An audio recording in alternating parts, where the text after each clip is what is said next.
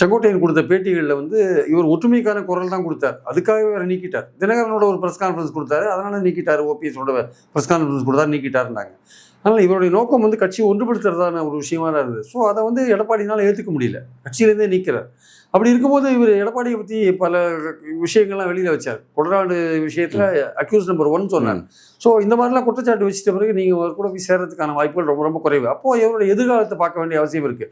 ஒரு 7 முறை எம்எல்ஏவாக இருந்தவர், அமைச்சராக இருந்தவர், அவர் வந்து கிட்டத்தட்ட அரசியலில் தன்னுடைய கடைசி ஒரு காலத்தில் இருக்கிறவர்.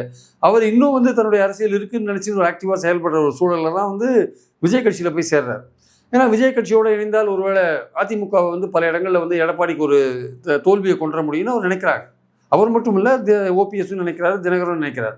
ஸோ இந்த சூழலில் செங்கோட்டையன் ராஜினாமா பண்ணிட்டு தனியாக போய் அங்கே இணைகிறார் அப்படின்ற ஒரு விஷயம் எனக்கு கொஞ்சம் ஒரு சந்தேகத்தை உருவாக்குது. அவர் தனியாக போவாரா இல்லை ஒரு அணியாக போவாரான்றது ஒரு கேள்வியாக இருக்குது.